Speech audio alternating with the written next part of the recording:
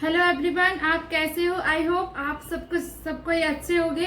तो मैंने आपको कल बी वर्ब पास्ट का यूज पढ़ा दिया है और प्रेजेंट का भी यूज पढ़ा दिया है। ठीक है, तो आपको यदि आप वो वीडियो नहीं देखे हैं तो आपको वो वीडियो देखना चाहिए, क्योंकि यदि आप डायरेक्ट ये वीडियो देखेंगे और यदि आपसे नहीं आता है तो आप नहीं समझ पाएंगे। Okay, so you must watch that video after this video. It's very helpful for you. Okay, so without any further ado, let's get into the video. And if you are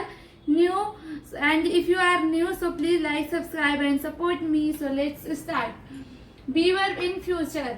जो बी वर्ब का use होता है present में कर चुके हैं, past में कर चुके हैं, फ्यूचर में करेंगे। ठीक है, जैसे कि फ्यूचर में कैसे बी वर्ब का यूज करते हैं पहले मैं आपको बताती हूँ प्रेजेंट में आपने कैसे किया है।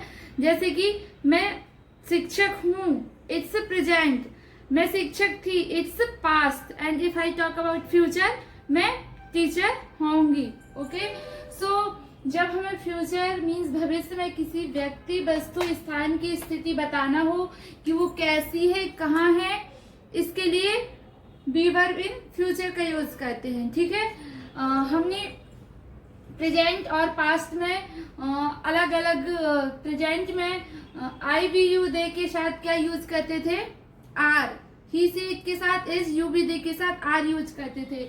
और जो पास्ट में है ही सी इट के साथ वाज यूज करते थे, आई बी यू दे के साथ वर यूज करते थे। ठीक है, लेकिन ये जो फ्यूचर है इसमें और सब्जेक्ट के साथ क्या यूज करते हैं, विल बी का यूज करते हैं। तो चलिए देखते हैं।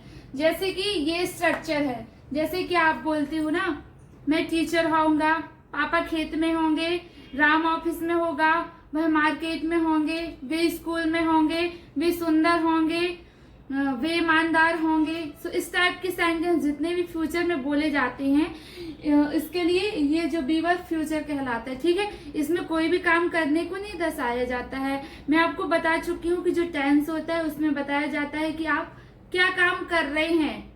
ठीक है, मैं इंग्लिश सीखूंगी, मतलब यहाँ सीखने का काम हो रहा है, तो ये जो है फ्यूचर इंडेफिनिट टेंस है। मैं इंग्लिश सीखूंगी, आई विल लर्न इंग्लिश। लेकिन यदि आप बोलो कि मैं कुछ भी काम आपको करना है, वो टेंस हो गया। लेकिन आप किसी नाउन के बारे में बताते हैं, जैसे कि जैसे कि आंध्र प्रदेश दिल्ली की राजधानी होगी, दिस टाइप ऑफ सेंटेंस। मैं मार्केट में होंगी, मैं स्कूल में होंगी, मैं ऑफिस में होंगी, मैं घर में होंगी। ठीक है, मैं शिक्षक होंगी, मैं इंजीनियर होंगी, मैं डॉक्टर होंगी, मैं गार्डन में होंगी। जितने भी फ्यूचर में अपन सोचते हैं ना कि मैं ये होंगी, मैं सुंदर होंगी, उस टाइप की जो सारे सेंटेंस आते हैं वो future be verb in future कहलाते हैं। ठीक है, तो चलिए सेंटेंस बनाते हैं। वह गायक होगा, इसको कैसे बनाएंगे, ही विल बी सिंगर। कैसे बनाएंगे, he will be a singer. चलिए सेंटेंस बनाते हैं। वह गायक होगा, कैसे बनाएंगे, ही विल बी। वह, यदि बोलना वह एक गायक होगा तो बोलेंगे ही विल बी अ गायक, ही विल बी अ सिंगर।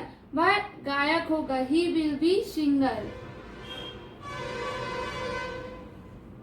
ठीक है, वह गायक नहीं होगा, he will not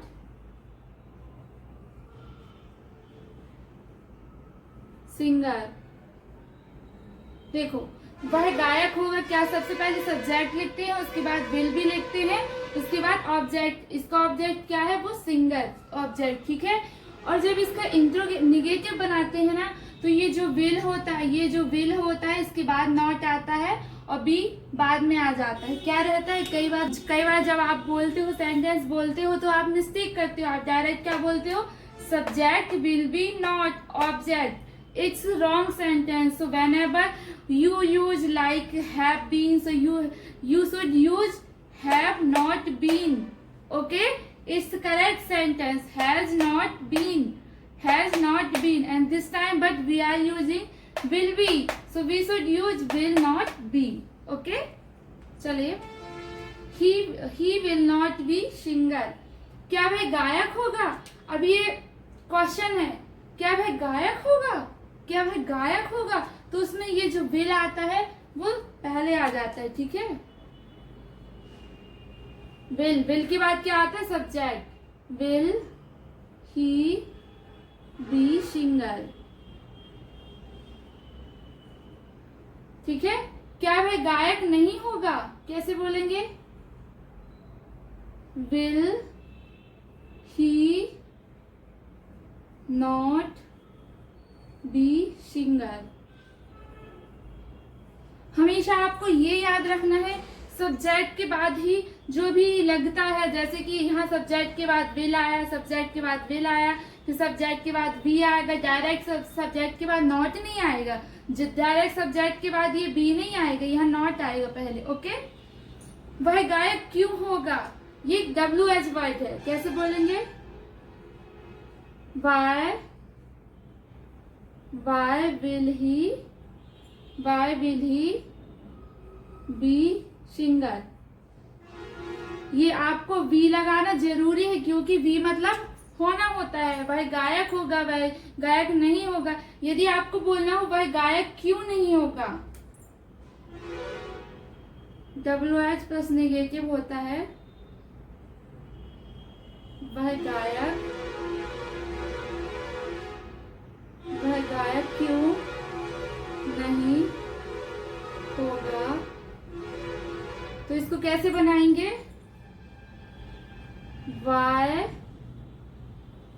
why will he not be why will he not be singer? Okay.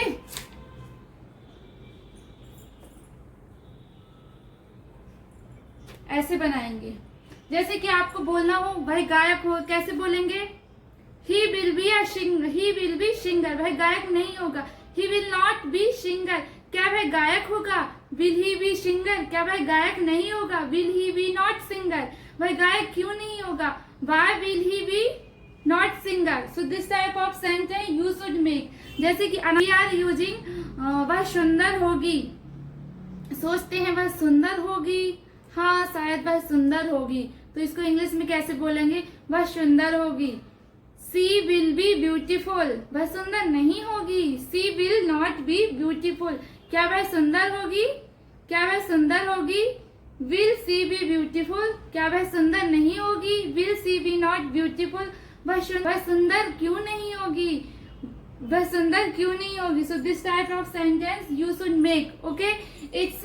It's be verb in future. जैसे आपको बोलना हो वह धार्मिक होगा, वह मार्केट में होगा, पापा ईमानदार होंगे, पापा थके होंगे, मैं भूखी होंगी, मैं मार्केट में होंगी। ओके। इस टाइप जितने भी सेंटेंस आते फ्यूचर में बोले जाते हैं उसके लिए बी वर्ब इन फ्यूचर का यूज करते हैं। ठीक है। चलिए मैं आपको कुछ एग्जांपल देती हूँ। सेंटेंस है, यदि आपको बोलना हो वह नाराज होगा, वह नाराज नहीं होगा। क्या वह नाराज होगा? क्या वह नाराज नहीं होगा? सो कैसे बोलेंगे? ओके। सो चलिए आप भी बनाइए। मैं जैसे इस पे बोर्ड में लिखती हूँ तो साथ साथ आपको भी बनाना है, क्योंकि आपको प्रैक्टिस करना है, आपको इंग्लिश सीखना है। ठीक है। तो आपको ये जरूर बनाना चाहिए। मैं यहाँ एक सेंटेंस लिखी हूँ, वह नाराज होगा, वह नाराज नहीं होगा, तो इसको कैसे बनाएंगे? He will be angry. He will be angry. वह नाराज नहीं होगा। He will not be angry. क्या वह नाराज होगा? कैसे बनाएंगे? Will he be angry? क्या वह नाराज नहीं होगा? Will he not be angry? वह नाराज क्यों होगा? Why will he be angry? वह नाराज क्यों नहीं होगा? Why will he not be angry? जैसे यहाँ पर आपने लिखा वह नाराज होगा, तो he will be angry। यदि आप बोलोगे मैं नाराज होऊंगा, तो कैसे बोलेंगे? I will be angry। तुम नाराज होगे, you will be angry। वे नाराज होंगे, they will be angry। वह नाराज होगा, he will be angry. Ram नाराज होगा, Ram will be angry. So सारे जितने भी सब्जेक्ट होते हैं ना, किसी सारे subject he, she, it, I, we, you, they, किसी का नाम हो या फिर टू पर्सन का नाम हो, वहां पर विल बी का यूज करते हैं। ठीक है, अब मैं आपको कुछ सेंटेंस देती हूँ, आपको बनाना है। ओके, मैंने आपको सारे सेंटेंस समझा दिया है, बी वर्ब इन फ्यूचर समझा दिया है। ठीक है, मैं आपको कुछ एग्जाम्पल ये दे रही हूँ, आपको बनाना है। पापा थके होंगे, वह बगीचे में होगा। तुम स्कूल में होगे, तुम्हारी गाय स्वस्थ होगी। दरवाजे पर कौन होगा, वे परेशानी में होंगे। हरे आम मीठे नहीं होंगे। इनको कैसे बनाते हैं? जैसे पापा थके होंगे, पापा फादर विल बी टायर्ड। पापा थके नहीं होंगे, पापा विल नॉट बी टायर्ड। क्या पापा थके होंगे? आप लोग सोचते होगे ना, जब पापा खेत जाते हैं, फिर खेत से आते हैं, तो आप सोचते हो कि पापा जरूर थके होंगे, क्योंकि यदि आप गांव के हैं, आपके पापा किसान का काम करते हैं, तो आपको जरूर इसके बारे में नॉलेज होगा। आपको थोड़ा सा बुरा लगता है कि हम तो इधर बैठे अब कुछ भी नहीं कर रहे हैं, लेकिन पापा खेत से आए हैं, पापा थके होंगे।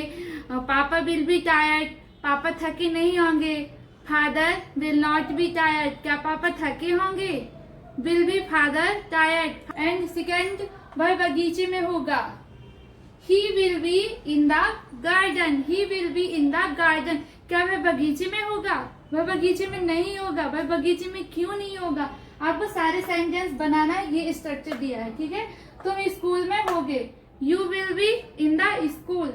तुम्हारी गाय स्वस्थ होगी, your cow will be healthy. If you have any cows, you know very well. Okay? दरवाजे पर कौन होगा? Who will be at the door? वे परेशानी में होंगे, They will be in the trouble. Trouble means क्या होता है? परेशानी। हरे आम मीठे नहीं होंगे, Green mango will not be sweet. Okay? क्या हरे आम मीठे होंगे? हरे आम मीठे क्यों नहीं होंगे? What is the reason? So you have to make all sentence. This is structure. You should practice every day. Okay? So if you like this video, so please like, subscribe and comment me.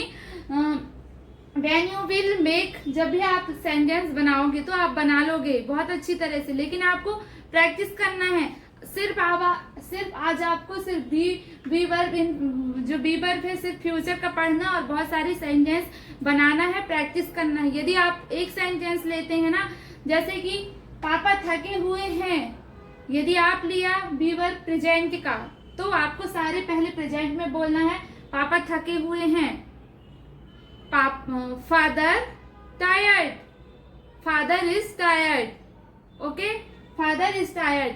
पापा थके हुए नहीं है, father is not tired. बनाना है पापा थके हुए थे। ओके, पापा थके हुए होंगे, तो पहले एक सेंटेंस लेना है, उसके सारे स्ट्रक्चर प्रेजेंट में बोलना है, उसके बाद फ्यूचर, उसके बाद पहले प्रेजेंट में बोलना है, उसके बाद पास्ट में बोलना है, उसके बाद फ्यूचर में बोलना है। ठीक है, तो देखो, यदि आप एक सेंटेंस लोगे, ये 5 है। ठीक है, यहाँ पर WH प्लस निगेटिव डी आपको बनाना है। ठीक है, तो कितने हो गए? ये 6 हो गए। यदि आप एक सेंटेंस लोगे, ठीक है, आप 6 प्रेजेंट में बनाओगे, 6 पास्ट में बनाओगे और 6 फ्यूचर में बनाओगे। ठीक है, तो कितने हो गए? 80।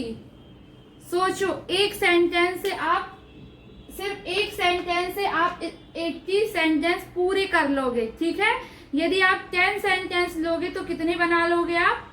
180। सोचो, ओनली 10 सेंटेंस है। ठीक है, तो इतने सारे आप बना सकते हो। तो you should practise every day. If you are curious about this language, whatever happened, I have to learn this language because I have need this time. English is very necessary, so definitely you can also learn. Okay, thanks for watching.